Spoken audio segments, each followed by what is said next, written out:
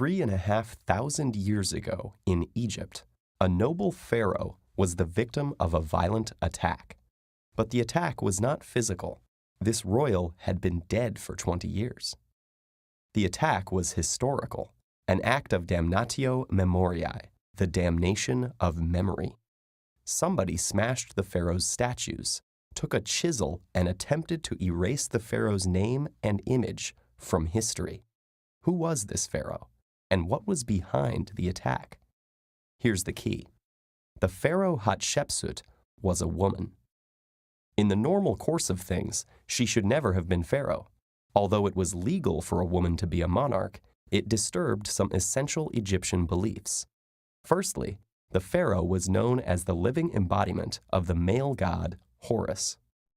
Secondly, disturbance to the tradition of rule by men was a serious challenge to Ma'at, a word for truth expressing a belief in order and justice, vital to the Egyptians. Hatshepsut had perhaps tried to adapt to this belief in the link between order and patriarchy through her titles. She took the name Ma'at Kare and sometimes referred to herself as Hatshepsu, with a masculine word ending.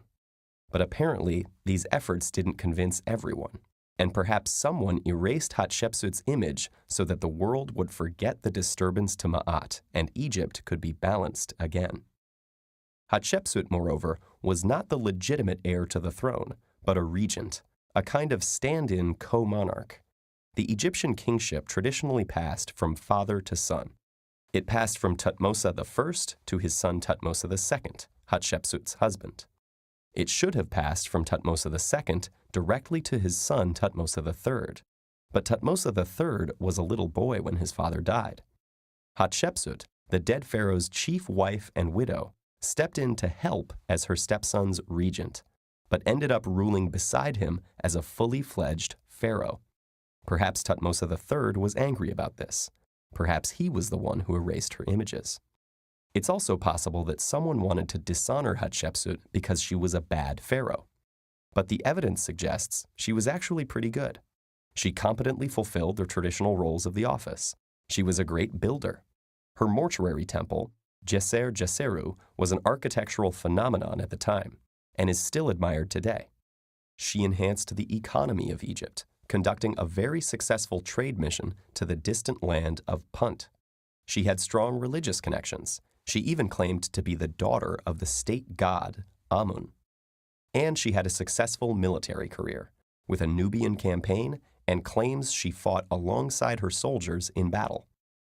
Of course, we have to be careful when we assess the success of Hatshepsut's career, since most of the evidence was written by Hatshepsut herself. She tells her own story in pictures and writing on the walls of her mortuary temple and the red chapel she built for Amun. So who committed the crimes against Hatshepsut's memory?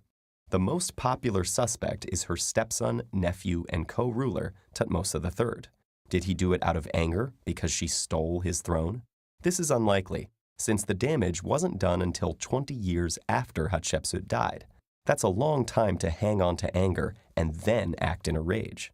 Maybe Thutmose III did it to make his own reign look stronger, but it is most likely that he or someone else erased the images so that people would forget that a woman ever sat on Egypt's throne. This gender anomaly was simply too much of a threat to Ma'at and had to be obliterated from history. Happily, the ancient censors were not quite thorough enough. Enough evidence survived for us to piece together what happened, so the story of this unique, powerful woman can now be told.